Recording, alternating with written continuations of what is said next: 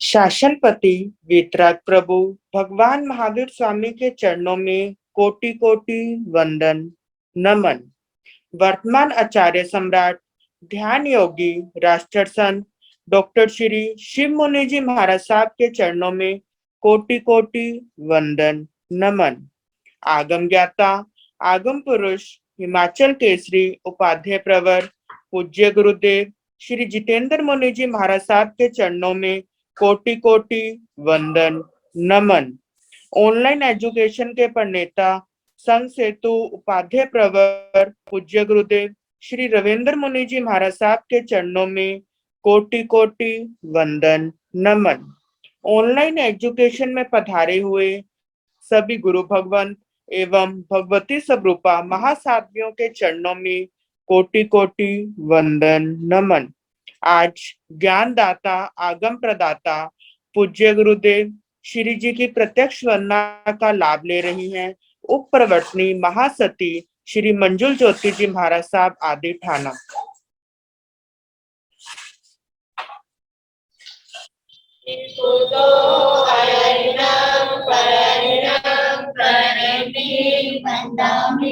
नमस्कामि चकारेमि संवारेमि कल्याणं मंगलं देव्यं सेव्यं पद्मस्वामी इकुतो वयदिनं करिमि वन्दामि नमस्कामि चकारेमि संवारेमि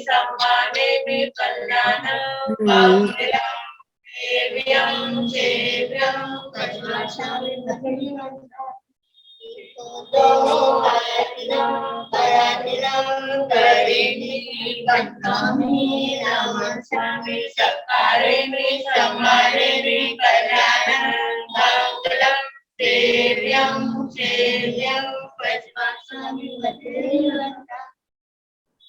सुख साता भी सबको साता है।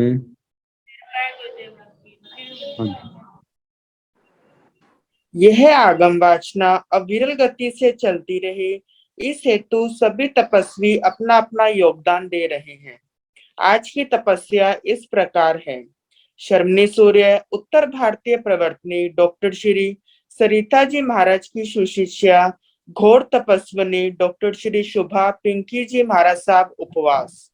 शर्मनी गौरव प्रज्ञा ज्योति डॉक्टर शिवाजी महाराज की सुशिष्या साध्वी डॉक्टर शैली जी महाराज साहब उपवास। शर्मनी गौरव प्रज्ञा ज्योति डॉक्टर शिवाजी महाराज की सुशिष्या साध्वी सुचिता जी महाराज साहब उपवास। शर्मनी गौरव प्रज्ञा ज्योति डॉक्टर शिवाजी महाराज की सुशिष्या साध्वी श्री शैलजा जी महाराज साहब उपवास। साध्वी श्री करुणा जी महाराज साहब उपवास। तपराधिका साध्वी श्री हितांशी जी महाराज साहब उपवास। हम सभी तपस्वियों को सुख साता पूछते हैं और सभी के तप की बहुत बहुत अनुमोदना करते हैं। अब हम पूज्य गुरुदेव श्री से करवत विनती करते हैं, प्रार्थना करते हैं कि आप अपनी अमृतमय वाणी से हम सबको लाभान्वित करें। पधारे गुरुदेव, पधारे गुरुदेव। सुख साता है गुरु जी।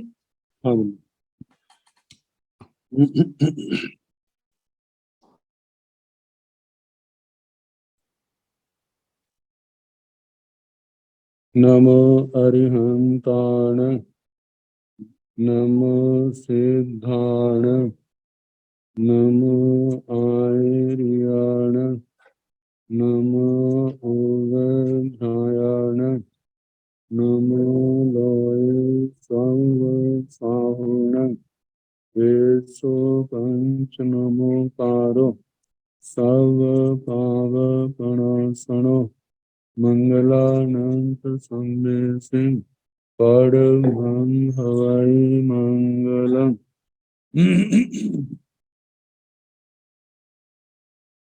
जिन शासन जिन वाणी सदा जयवंत हो, श्रवण संग सदा अविचल मंगल हो।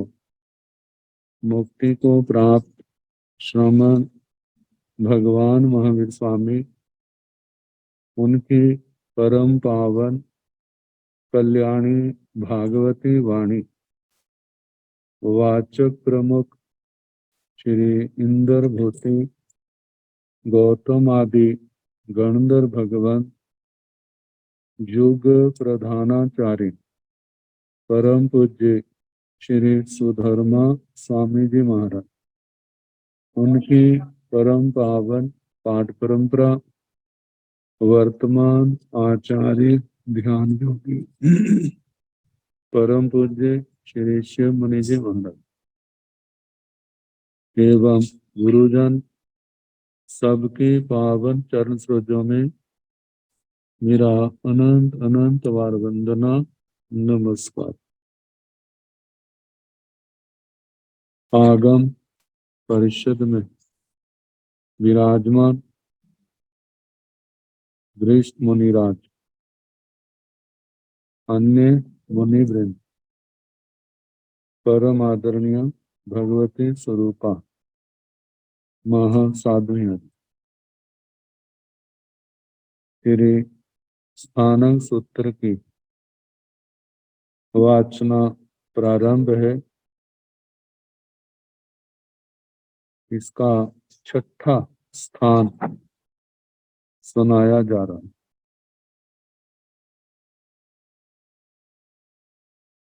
कल जम्बू द्वीप के अंदर जो 6 बातें पाई जाती उनके संबंध में सुना रही।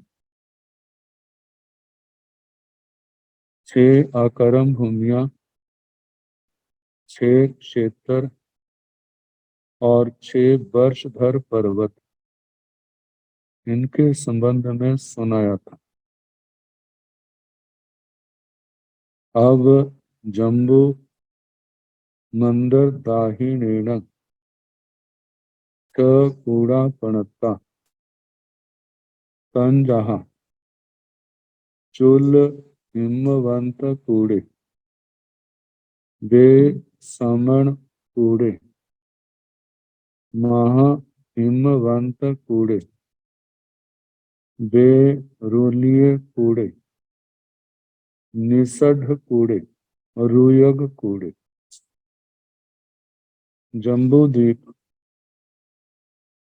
के मंदर पर्वत के दक्षिण की ओर 6 कूट कहे।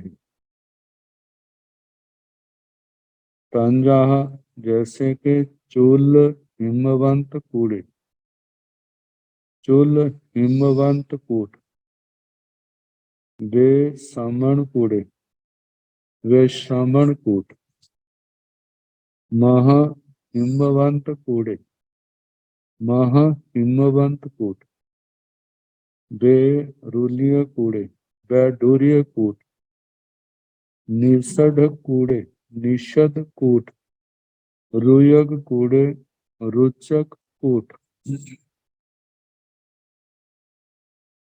तो ये जो 6 कूट कहे हैं, इनमें मंदर पर्वत के दक्षिण की ओर जो 3 पर्वत आए, वर्षधर पर्वत, चोल हिमवंत, महा हिमवंत और निषद कूट, इनके ऊपर कूट तो बहुत है। पहला कूट सिद्धायतन कूट आता है, फिर उसके बाद जो पर्वत है उसके नाम का, उसके अधिष्ठायक देवता का कूट आता है,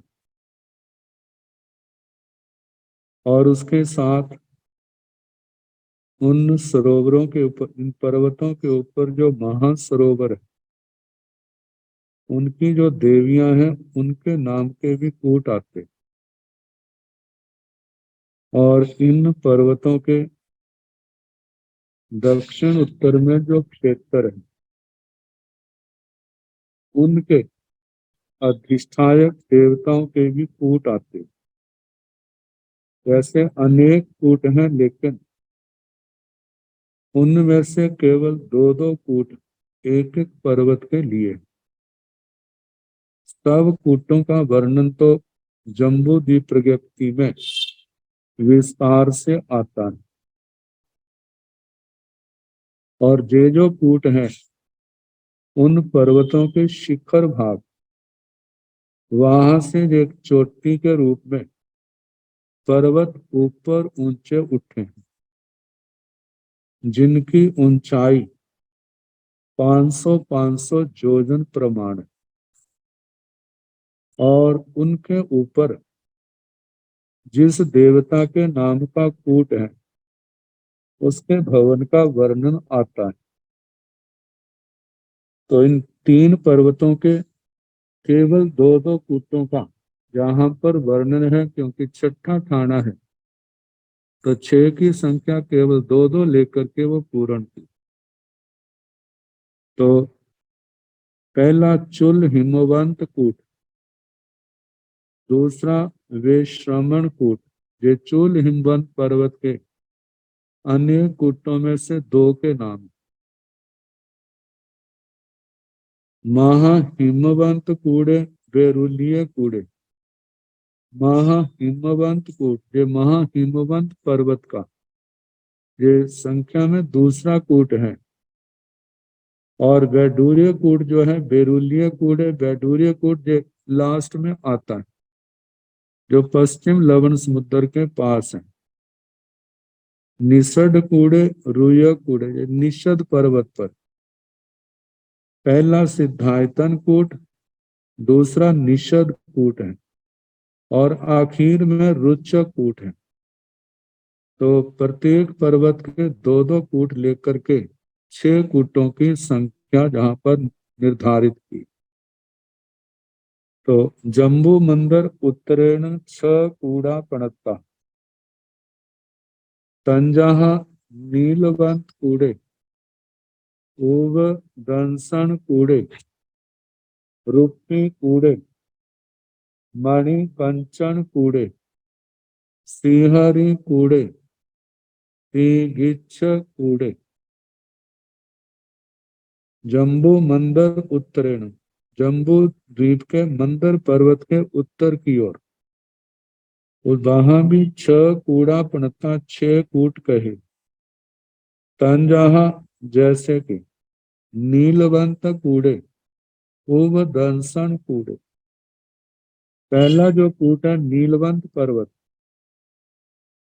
जो मेरू पर्वत के उत्तर की ओर महाविद्य क्षेत्र की मर्यादा करने वाला। नीलवंत पर्वत के पहला सिद्धायतन कूट आता है, और दूसरा जो नीलवंत कूट है, और दूसरा लास्ट में आता है जो उपदंसन कूड़े, उपदर्शन कूट है।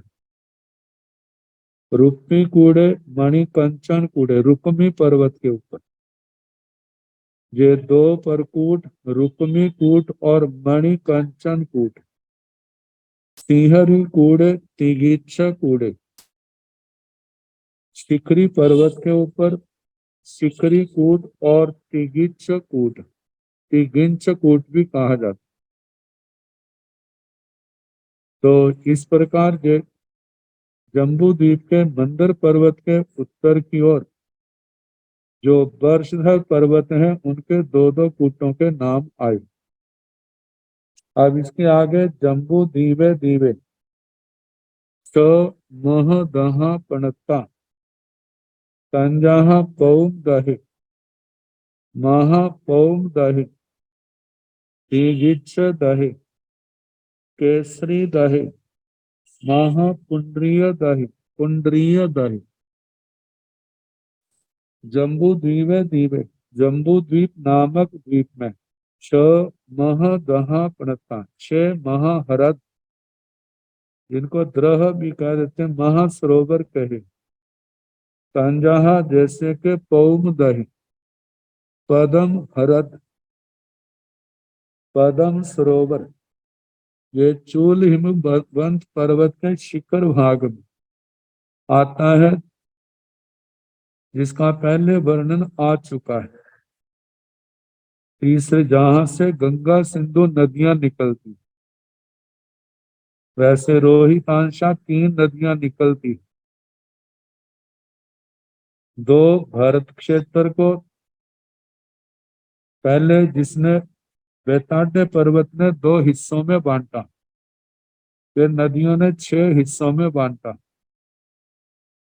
और जो हेमवय क्षेत्र में जाती है नदी, वह उत्तर की ओर बढ़ती हुई वृत्त वेताड्य पर्वत से पश्चिम की ओर मुड़ जाती है और पश्चिम के हिमवय को 2 हिस्सों में बांटती हुई पश्चिम के लवण समुद्र में प्रवेश कर जाती है। तो पद्म सरोवर चूल हिमवंत पर्वत के ऊपर है। महापौम दहे महापद्म हरद ये महाहिमवंत पर्वत पर है। तिगिच्छ दहे तिगिच्छ हरद सरोवर ये निषद पर्वत के ऊपर है। केसरी दहे केसरी हरद ये सरोवर नीलवंत पर्वत के ऊपर है। महापुंड्रीय दहे महापुंड्रीक हरद ये रुक्मी पर्वत के ऊपर है। और पुंड्रीय दहे पुंड्रीक सरोवर ये शिकरी पर्वत के ऊपर। तो इस प्रकार जम्बू द्वीप मंदर पर्वत के ऊपर जम्बू द्वीप नामक द्वीप में जो 6 महासरोवर कहे, जहां से महानदियां निकलती, जिनका बड़ा विस्तार है।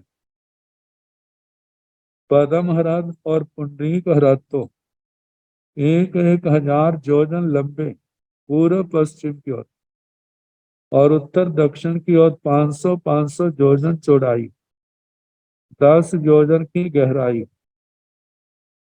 महापद्म हृद और महापुंडरीक, इनकी लंबाई पूर्व पश्चिम में 2-2 हजार योजन और चौड़ाई 1,000 योजन, गहराई 10 योजन। तिगिंच और केसरी नाम के जो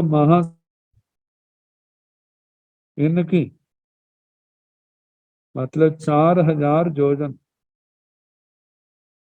मतलब चौड़ाई और 2,000 लंबाई है और 2,000 योजन चौड़ाई बैठ और 10 योजन गहरे। तो ये महासरोवर है जहां से महानदियां निकलती। तत्णं 6 देव्याओ महित्याओ जा पल्योबम कीयाओ परिवसंती तंजहा सिरी हिरी धी कित्ती बुद्धि लच्छी। तत्णं इन सरोवरों में 6 देवियां महित्याओ महरिद्धि जाव से मह जुयाओ महे सखाओ पल्योबम कीयाओ महान रिद्धि वाली, महान द्युति वाली, महाप्रभाव वाली, पल्योपम जिनकी स्थिति है, ऐसी देवियां प्रत्येक सरोवर में एक एक परिवसंती रहती। तंजाहा जैसे कि सिरी पद्म हृद की श्री देवी, दूसरा महापद्म की हिरी, आगे थी धीति कित्ती कीर्ति बुद्धि बुद्धि लच्छी लक्ष्मी। तो ये 6 देवियां इन सरोवरों की अधिष्ठायक हैं और इनके काफी लंबे चौड़े परिवारों का वर्णन आता है जम्बूद्वीप प्रज्ञप्ति में। जम्बू मंदिर दाहिणेन 6 महानयो पणत्ता तंजाहा गंगा सिंधु रोहिया रोहियंसा हरि हरिकंता। जम्बू मंदिर दाहिणेन जम्बू द्वीप के मंदिर पर्वत के दक्षिण की ओर 6 महानयो प्रणता 6 महानदियां कही। तंजाहा जैसे के गंगा, सिंधु, रोहिया रोहिता, रोहियंसा रोहितांशा, हरि और हरिकांता ये 6 महानदियां हैं। जम्बू मंदिर उत्तरेण 6 महानयो प्रणता तंजाहा नरकंता नारीकंता सुवर्णकूला रूपकूला रत्ता रत्तवई। जम्बू द्वीप के मंदर पर्वत के उत्तर की ओर छह महानदियां कही, तंजहा जैसे कि गंगा। जम्बू द्वीप के मंदर पर्वत के उत्तर की ओर छह महानदियां कही हैं, तंजहा जैसे कि नारकंता, नारकांता, नारीकंता, नारीकांता, सुवर्णकूला, सुपर्णकूला या सुवर्णकूला, रूपकूला, रूप्यकूला, रत्ता, रक्ता, रक्तवई, रक्तवती या रक्तावती, जम्बू मंदर पुरच्छिवेण, सियाय महानये, उभाय कूले छ अंतर नयोपणताव, तंजाहा गाहावई, दहावई, पंकवई, तत्जला, मतजला, उमतजला, जम्बू मंदर पुरच्छिवेण, जम्बू द्वीप के मेरू पर्वत की ओर, पूरब की ओर सियाय महानये, सीता महानदी के, उभाय कूले, दोनों किनारों में, छ अंतर नदियों पणता, छह अंतर नदियां पणताओं के ही, तंजहा जैसे के, जैसे महाविद्य क्षेत्र में सीता नदी के दक्षिण और उत्तर की ओर 8-8 बीजे। तो चौथे ठाणे में कहा था कि 4-4 पर्वत हैं जो क्षेत्रों का विभाजन करते हैं, और 3 अंतर नदियां आती, जिनका तीसरे स्थान में वर्णन किया था।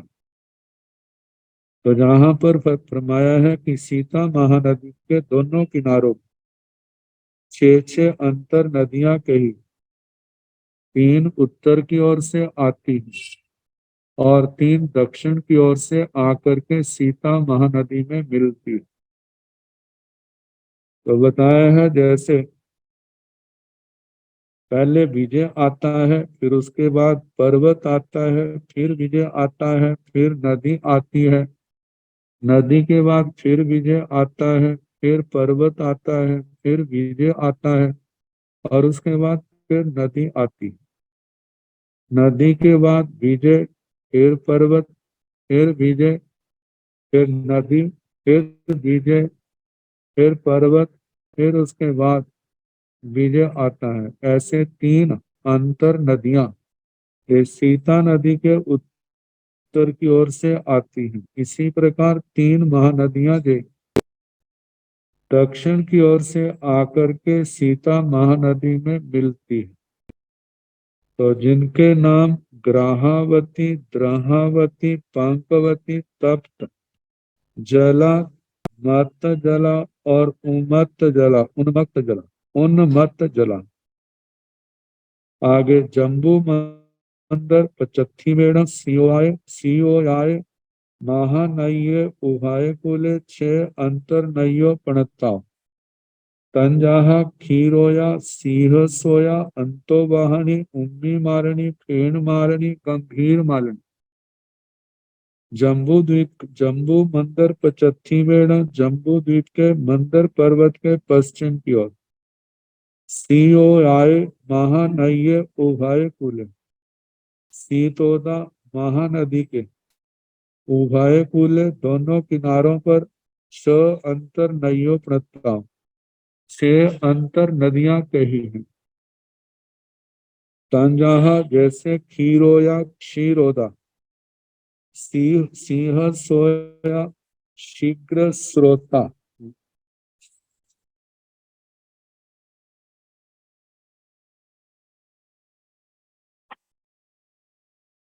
सिंह सोया की छाया दी है, सिंह स्रोता, अंतोवाहिनी, अंतर्वाहिनी, उम्मी मालिनी, उर्मी मालिनी, फेण मालिनी, फेण मालिनी, गंभीर मालिनी, गंभीर मालिनी। मतलब 3 नदियां जो हैं वे दक्षिण की ओर से आती हैं, और 3 नदियां उत्तर की ओर से आती हैं, जो सीतोदा नदी के अंदर मिलती। तो ये सारा जहां पर जो बताया जो जम्बू द्वीपाधिकार। अब इसके आगे धात्री खंड के पूर्व में और पश्चिम में जैसे जम्बू द्वीप के सारे जम्बू द्वीप में कहा, इस प्रकार ये सारी की सारी बातें धातकी खंड के पूर्वार्ध में भी पाई जाती। वहां पर भी मेरु पर्वत है।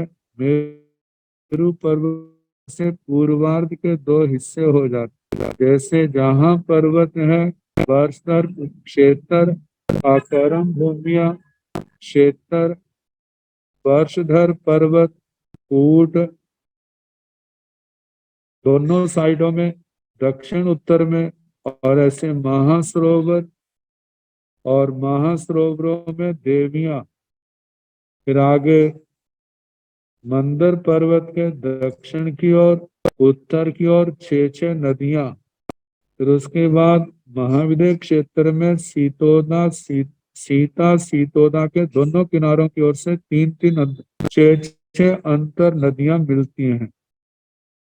तो ये सारा वर्णन धातकी खंड के पूर्वार्ध में और पश्चिमार्ध में ये सारा कहना तो बताया जा रहा है। धायाई संड दीव पुरच्छी मध्येण छ अकाम भूमियों पणताओ। धातकी खंड द्वीप के पूर्वार्ध में 6 अकरम भूमिया कही।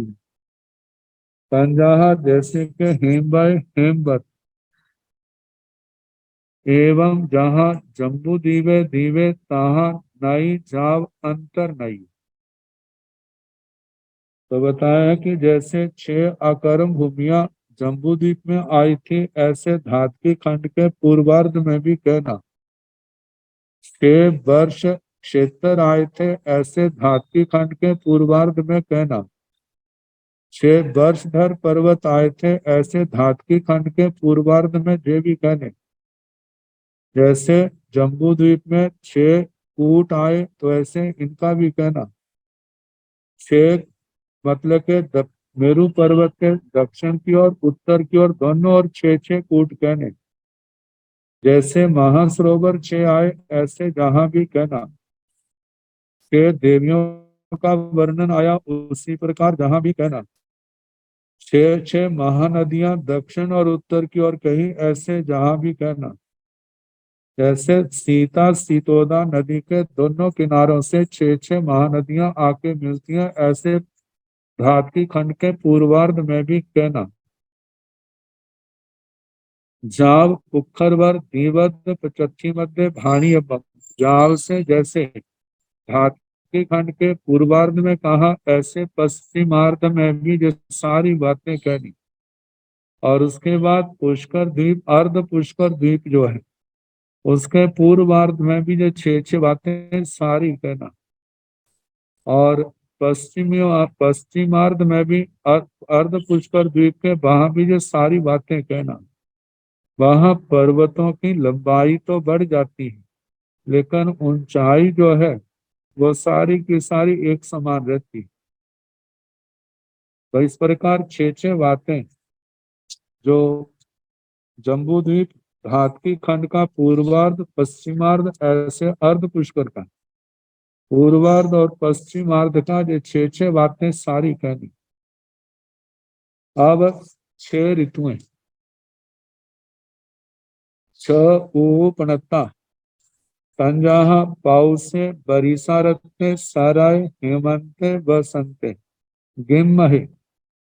6 ऋतुएं कही हैं। तंजाह जैसे के पाव से प्रावृत, बरिसा रत्ने वर्षा रात्र, सराय शरद, हेमंते हेमंत, बसंते वसंत, गिम्महे ग्रीष्म ऋतु।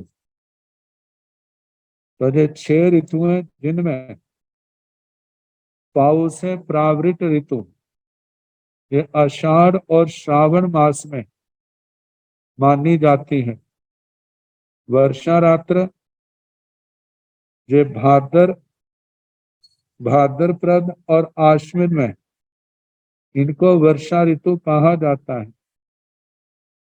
शरद ऋतु कार्तिक और मार्गशीर्ष मगर, और हेमंत शरद ऋतु मतलब के हेमंत पो और माघ में मानी जाती है।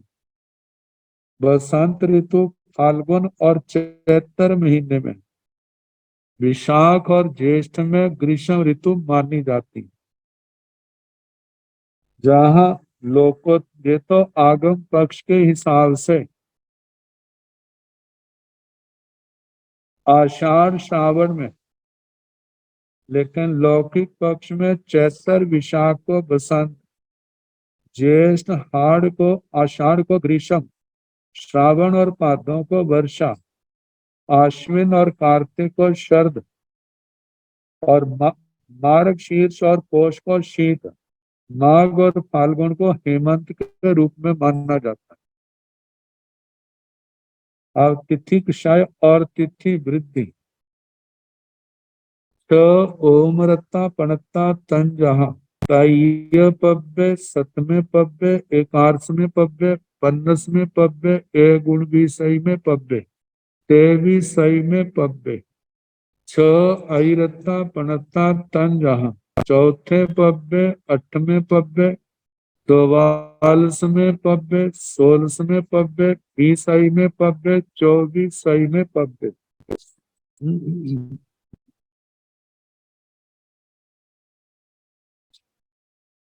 छ ओम रत्ता पणत्ता, ऐसे 15 तिथियों का एक पक्ष माना जाता है और उसमें कृष्ण पक्ष और शुक्ल पक्ष तो कहा जाता है। इनमें इन पक्षों में साल में जैसे 12 महीने हैं तो 24 पक्ष बने। तो 24 पक्षों में कुछ पक्ष तो ऐसे हैं जिनके अंदर तिथि का क्षय होता है और कईयों में तिथि की वृद्धि होती। तो कहा जाता है सूरज और चांद, सूर्य के कारण जो हमारे आदित्य मास आदित्य वर्ष संवत्सर आए थे, जिसके अनुसार संक्रांतियां होती हैं, ये लगभग डेटों के हिसाब से महीने बनते हैं। और जो कृष्ण पक्ष शुक्ल पक्ष के हिसाब से जो अमावस्या पूर्णमासियां आती हैं, जो चंद्रमा के हिसाब से,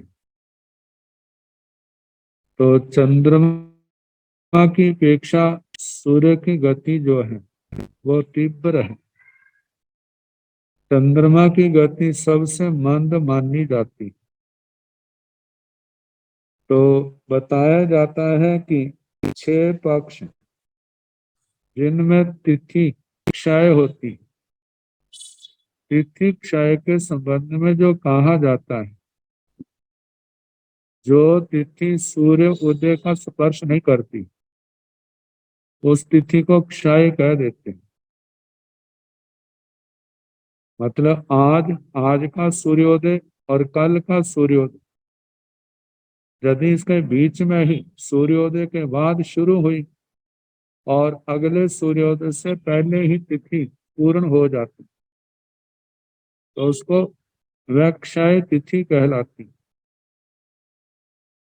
और जो केवल एक सूर्योदय का स्पर्श करती है वो ना क्षय में आती है ना वृद्धि में आती। जो तिथि 2 सूर्योदयों का, उसके लिए कहा जाता है कि तिथि बढ़ गई है। तो जहां पर कहा कि ये 6 पक्ष जो है इनमें तिथि का क्षय होता है। कंजा जैसे के तय पब्बे तीसरा पर्व, सतमे पब्बे 7वां पर्व, एकादशमे पब्बे 11वां पर्व, पन्नसमे पब्बे 15वां पर्व पर्व पक्ष, एगुण 20 में पब्बे 19वां पर्व, 23वें पब्बे 23वां पर्व, इसी प्रकार छ अहिरत्ता पणत्ता, छह अति रात्र तिथि वृद्धि जिनमें कही जाती है वे छह पक्ष कहे। तंजाहा जैसे कि चौथे पब्बे चतुर्थ पर्व, आठवें पब्बे आठवां पर्व, द्वादशवें पब्बे 12वां पर्व, 16वें पब्बे 16वां पर्व, 20वें पब्बे 20वां पर्व, 24वें पब्बे 24वां पर्व। ये तिथि वृद्धि वाले कहे। हम देखते हैं सबके अंदर तीन तीन पर्व ऐसे आते हैं। तीन तीन पर्वों का अंतर जहां पर क्षय में भी और वृद्धि में भी तीन तीन पर्वों का अंतर पड़ता है पक्षों का।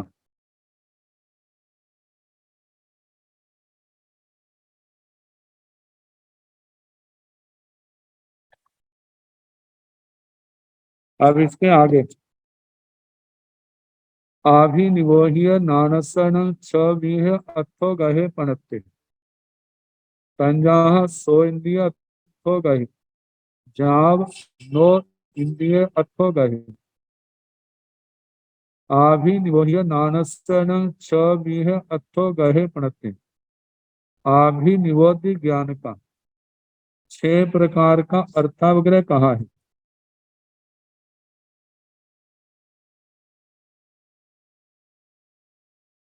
तंजाह जैसे कि सो इंद्रिय अथो गहे, श्रोत्र इंद्रिय अर्थावग्रह,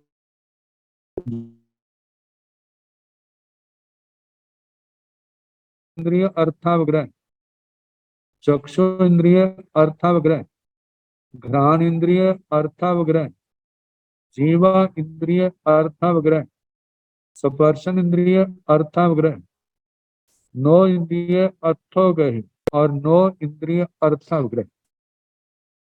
यहाँ केवल अवग्रह के ही छह भेद बताए हैं। यहाँ अवाय धारणा के भी छह बनते हैं, लेकिन पहले उनका वर्णन आ चुका है, तो इस करके जहाँ पर वर्णन नहीं थी। पहले अवग्रह के ही छह भेद कहे थे, लेकिन अवग्रह के आगे दो भेद हो जाते हैं, व्यंजनावग्रह अर्थावग्रह। तो वहां पर सामान्य रूप से अवग्रह के छह भेद कहे, जहां पर उनमें से अर्थावग्रह को लेकर के छह भेद अलग से कहे। आगे क्षायोक्षमिक अवधि ज्ञान छह ओहि नाणे पणत्ते, तन जहां आणुगामीय अणानुगामीय बद्ध मान आई, हिय मान आई, परिवाई अपरिवाई। छह ओहि नाणे पणत्ते, छह प्रकार का अवधि ज्ञान कहा। तंजाह जैसे के अनुगामी अनुगामी, ये छह प्रकार के अवधि ज्ञान का बड़े विस्तार से नंदी सूत्र में वर्णन आया था। तो अवधि ज्ञानावरणी कर्म के क्षोभम से जो पैदा होने वाला ज्ञान, जिसके कारण से जीव दूर दूर के पदार्थों को, जहां मन और इंद्रियों के सहयोग की जरूरत नहीं पड़ती, रूपी पदार्थों को अपने अवधि ज्ञान के अनुसार जान लेता है। बीच में कोई भेद की दीवार हो, चाहे पर्दा हो, दीवार हो, पहाड़ हो, पर्वत हो, वो इस दृष्टि को रोक नहीं सकता। जैसे पारदर्शी शीशा आंखों की दृष्टि को नहीं रोक सकता, ऐसे ये भी अवधि ज्ञान की किरणों को रोक नहीं सकता। तो कहा कि पहला तो वह अवधि ज्ञान है, तो अवधि ज्ञान के वैसे दो भेद आते हैं, भाव प्रत्यय और गुण प्रत्यय। भाव प्रत्यय में तो नारकी देवताओं का आता है, गुण प्रत्यय में त्रियंच और मनुष्यों का आता है। तो ये जो 6 भेद है गुण प्रत्यय के, जो भाव प्रत्यय है वह तो सारा जीवन बना रहता है। ये गुणों के वृद्धि से बढ़ता है और गुणों के ह्रास से जो कटने भी लग जाता है। तो बताए पहला है तंजहा, जैसे कि अनुगामी। अनुगामी अनुगामी का बताया है कि जो अवधि ज्ञान इस जन्म में और जन्मांतर में साथ जाने वाला।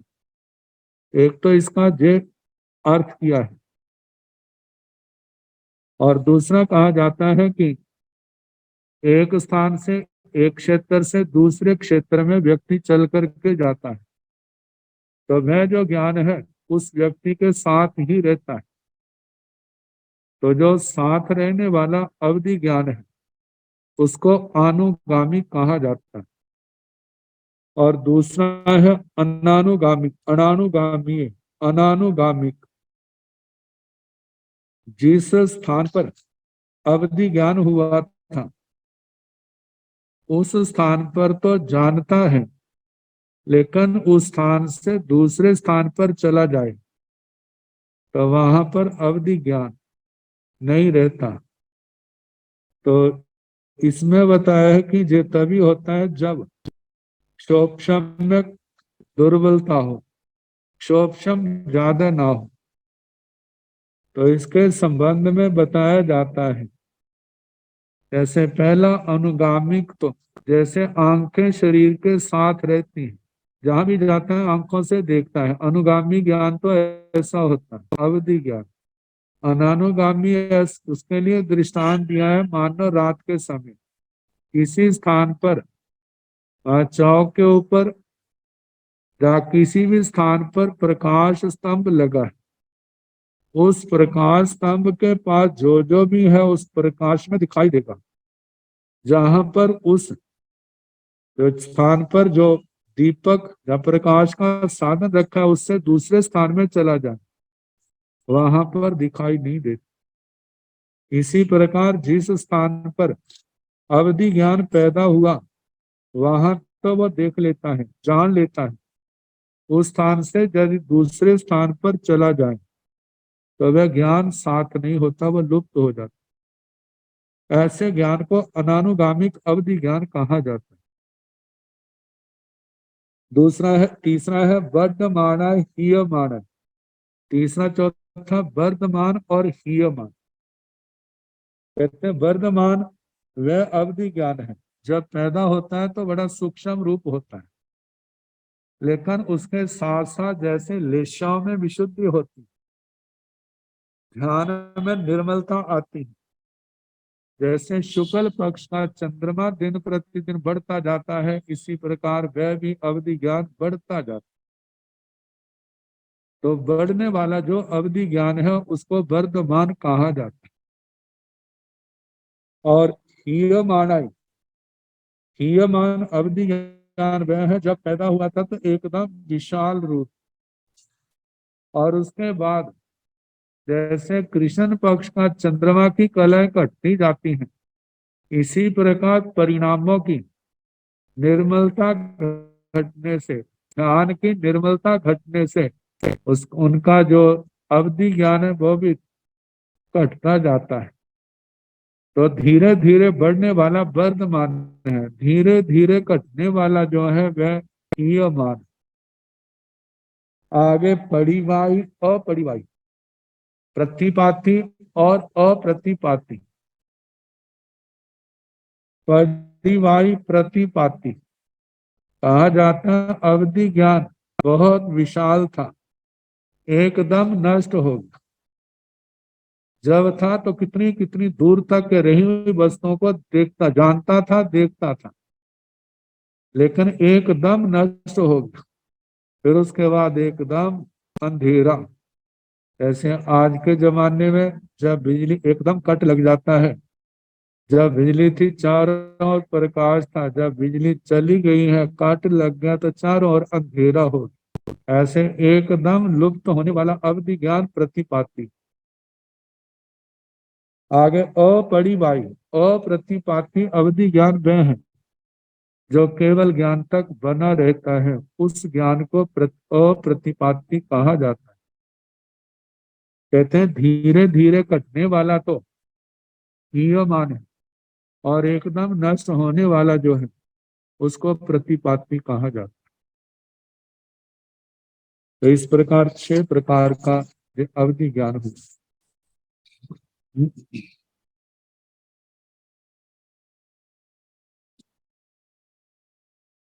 अप्रतिपाती अवधि ज्ञान के संबंध में ऐसा भी कहा जाता है, जिस समय अवधि ज्ञान का क्षेत्र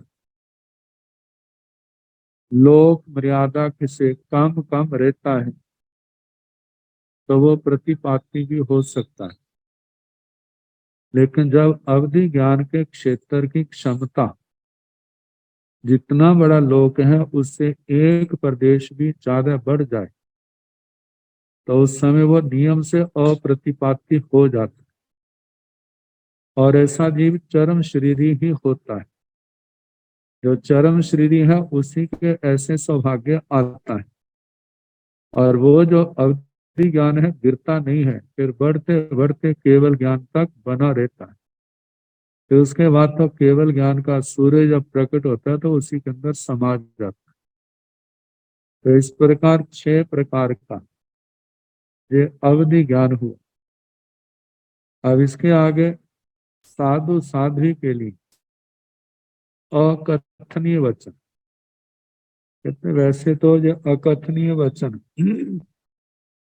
किसी भी आत्मा के लिए शोभाजनक नहीं होते, लेकिन साधु का जीवन बड़ा ऊंचा है, बड़ा निर्मल है, जिसने आश्रम द्वारों को बंद कर दिया, संबर द्वारों को अपनाया। चारित्रिक जीवन होने के कारण कहा कि ये बातें तो सदा छोड़नी चाहिए, ये साधु जीवन में शोभा नहीं देती, ये बातें साधु जीवन को कलंकित कर देती। तो बताया नो कप्पाई निगंथाणवा निगंथिणवा इमाई छे अवयनाई वाई तई तंजाहा अलिय वयने कीलिय वयने खिंसिय वयने परुष वयने गारथ्य वयने व्यो सव्यंग वा पूर्णो उदीरी तय नो कप्पई नहीं कल्पता, योग्य नहीं है निगंथाणवा निगंथिणवा निर्ग्रंथों के और निर्ग्रंथियों के ईमाई जे है 6 अवयना 6 अवचन। अवचन जिनके लिए कहा है कि कुत्सित वचन, अशोभनिक ऐसे वचन निर्ग्रंथ निर्ग्रंथियों को वैते नो कप्पई बोलना नहीं कल्पता, योग्य नहीं है, शोभा नहीं देता। कंजाहा जैसे के अलिय वेण अलीक वचन, अलीक वचन कहते हैं झूठ बोलना, असत्य वचन। ऐसे किसी भी अवस्था में साधु को ऐसे वचनों का, झूठे वचनों का सहारा नहीं लेना। साधु जीवन को, साधु साधुओं के जीवन में शोभा नहीं देता। कहते हैं गृहस्थी को 100 मजबूरियां हो सकती, लेकिन साधु की ऐसी मजबूरी नहीं है, और उसके अंदर दृढ़ता होनी चाहिए, मनोबल मजबूत होना चाहिए। कोई गलत हुआ है तुरंत स्वीकार कर, झूठ बोल करके वहां पर्दा नहीं डालना। इससे क्या है, दिन प्रतिदिन दुर्बलता बढ़ती जाती, और सत्य का पक्ष लेने से आत्मबल बढ़ता है। एक बार स्वीकार किया है तो दूसरी बार उस भूल को करेगा नहीं। मानो हुआ है तो स्वीकार करके और आलोचना प्रायश्चित के द्वारा उसका शुद्धिकरण कर। तो बताया झूठ बोलने से प्रामाणिकता समाप्त होती, और दूसरा व्रत भी टूटता है। जिस व्रत को भगवान ने भगवान कहा है, सच्चंग को भगवान, निर्दोष वचन भगवान का रूप है। तो इसलिए कहा कि ऐसे असत्य वचन, इनका साधु साध्वी को कभी प्रयोग नहीं कर। दूसरा है हीलिय बयनी, हीलित वचन, जिन वचनों से दूसरों का अनादर हो, तिरस्कार हो, दूसरों का अपमान हो, साधु साध्वियों को ऐसे वचन नहीं बोलना। कहा इससे बैर विरोध बढ़ता है, हृदय में गांठें बढ़ती हैं। गांठें बढ़ाना ये निर्ग्रंथ निर्ग्रंथी को शोभा नहीं देता। हमारे वचनों में मधुरता होनी चाहिए। यदि हम किसी का आदर ना कर सकें तो कम से कम तिरस्कार नहीं कर। इस बात का सदा ध्यान रखना। तो बताया अनादर, तिरस्कार, अपमान वाले वचन साधु साध्वी को छोड़ने चाहिए। तीसरी बात है खिंसीय बैणी, खिंसित वचन, ऐसे तिखे रुखे वचन बोलना, किसी के मर्म का उद्घाटन करना जिससे दूसरा एकदम तिल मिला उठे, ऐसे वचन भी साधु साध्वियों के लिए निषिद्ध है। किसी के अतीत में कोई जन्म संबंधी है, कोई कर्म संबंधी है, उन कमजोरियों को लोगों के सामने प्रकट करना। कहते हैं जिसके संबंध में कहा है वह तो जैसे कैसे सहन कर लेगा, लेकिन हो सकता पहली बात बोलने वाले की तुच्छता प्रकट होती, इसमें गंभीरता नहीं होती। और कोई ऐसा भी हो सकता है वो हृदय में गांठ बांध ले और जो ग्रंथि जन्म जन्म में भी खुलने वाली नहीं। व्यक्ति कह जाता है, वचन पर संयम नहीं रहता, बाद में क्षमा याचना भी करता है, लेकिन क्षमा करना अब दूसरे के हाथ में। क्षमा कर दिया तो ठीक है, नहीं तो ये गांठ जन्म जन्म में भी खुलने वाली नहीं होती, अपने भी और दूसरे का भी विनाश करने वाली, आरत रुद्र ध्यान वाली बनती। तो इसलिए साधु साध्वियों को सदा ध्यान रखना, ऐसे वचन नहीं बोल। चौथा है परुष वचन, परुष वचन, परुष वचन कठोर वचन बोलना, ऐसे मुंह की आकृति बिगाड़ कर किसी से ऐसा कहना, अरे परे हट, मैं तेरे आचरण को जानता हूं, तो दुष्ट है, मूर्ख है, पशु है, गधा है, ऐसे वचन बोलना। कहा जाता है भगवान कहते ऐसे साधु साधियों को शोभा नहीं देता।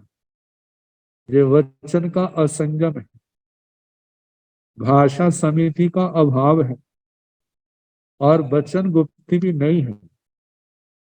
कितना जीवन मतलब अशुभ कर्मों का बंद होता है और दूसरे की आत्मा कितनी आहत होती है।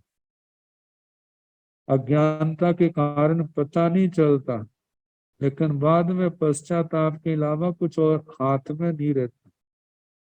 तो कठोर वचन, आगे गारथ्य वर्ण, गृहस्थों से संबंधित वचन बोलना। जैसे गृहस्थी किसी को कहते हैं तू पुत्र, तू मेरा बेटा है, तू मेरा पिता है, तू मेरी माता है, मामा है, मासड़ है, मामी है, परजाई है। ये जो गृहस्थों के संबोधन के शब्द है, ऐसे शब्दों का प्रयोग सर्व विरक्तियों के लिए सर्वथा निषेध है। कहा जाता वचन बोलने हैं श्रावक शादी या आदर सूचक शब्दों को बोल सकता है। जिन शब्दों के अंदर आसक्ति है, ममता के बंधन है, ऐसे शब्दों का प्रयोग साधु साध्वी जी के जीवन में वर्जित है। आगे व्यू सव्यंग व पुनः उदीरित व्यू सव्यंग, ताकि जो हिम्मत कमाने के द्वारा कलेश शांत कर दिया, उसको भड़काने के लिए उन शब्दों का प्रयोग कर उदीरक वचन व्यू सव्यंग व, जो प्रसंग क्षमा याचना के द्वारा शांत हो गए, फिर किसी बात को लेकर के उसके पुनः जागृत कर दे। ये भी साधु साधियों को किसी भी प्रकार से शोभा नहीं देती। नमो अरिहंताण, नमो सिद्धाण, नमो आयर्याण, नमो ऊर्ध्यायाण, नमो लोये संसाहुण, ऐसो पंथ नमोकारो सव पाव प्रणासनो, मंगलानंद संदेश परमं हवाई मंगलम, श्री चतारि मंगलम, अरिहंता मंगलम, सिद्धा मंगलम, साहु मंगलम, केवली पुनतो धम्मो मंगलम, चतारि लोकोत्तम, अरिहंता लोकोत्तम, सिद्धा लोकोत्तम, साहु लोकोत्तम, केवली पुनतो धम्मो लोकोत्तमो, चतारि शरणं प्रवज्जामि, अरिहन्ते शरणं प्रवज्जामि, सिद्धे शरणं प्रवज्जामि, साहु शरणं प्रवज्जामि, केवली पुनतं धम्मं शरणं प्रवज्जामि। चार शरणे सुख करने, दुख करने, मंगल करने और शरणा नहीं कोय, जो भव प्राणी मात्र। सबको यथा योग्य वंदना सुख साता।